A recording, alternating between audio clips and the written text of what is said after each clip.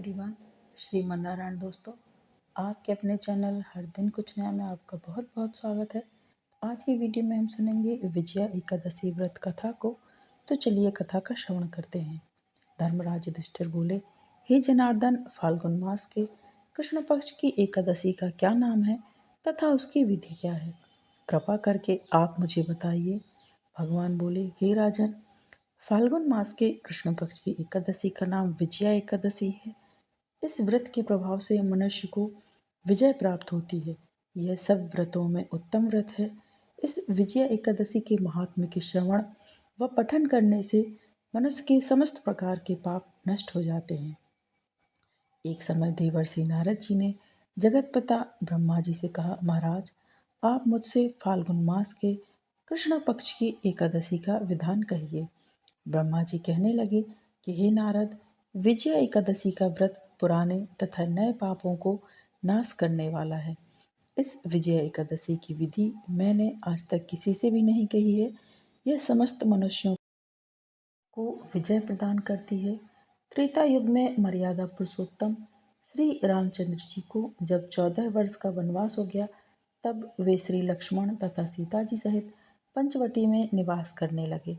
वहां पर दुष्ट रावण ने जब सीता जी का हरण किया, तब इस समाचार से श्री रामचंद्र जी तथा लक्ष्मण अत्यंत व्याकुल हुए और सीता जी की खोज में चल दिए।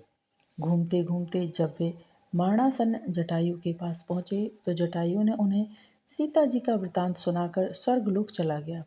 कुछ आगे जाकर उनकी सुग्रीव से मित्रता हुई और बाली का वध किया।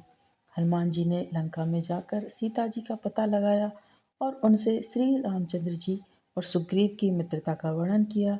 वहां से लौटकर हनुमान जी ने भगवान राम के पास आकर सब समाचार कहे।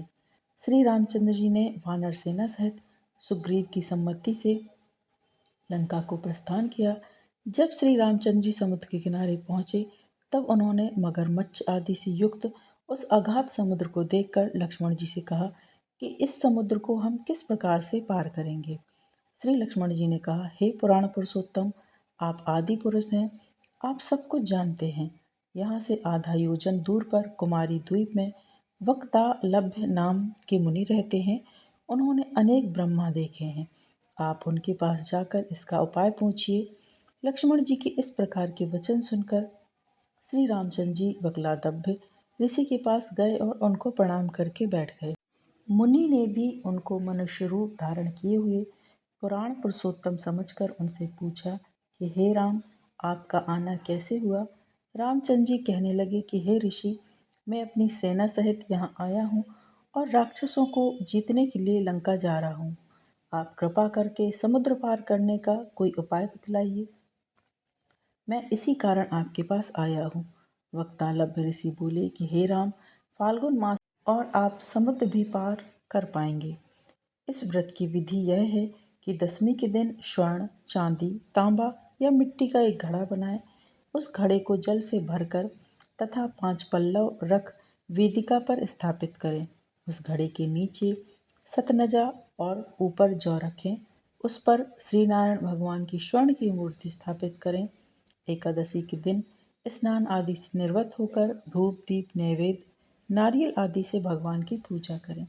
तत्पश्चात घड़े के सामने बैठकर दिन व्यतीत करें और रात्रि को भी उसी प्रकार बैठे रहकर जागरण करें। द्वादशी के दिन नित्य नियम से निवृत्त होकर उस घड़े को ब्राह्मण को दे दें। हे राम, यदि तुम भी इस व्रत को सेनापतियों सहित करोगे तो तुम्हारी विजय अवश्य होगी। श्री रामचंद्र जी ने ऋषि के कथन अनुसार इस व्रत को किया और इसके प्रभाव से दैत्यों पर विजय पाई।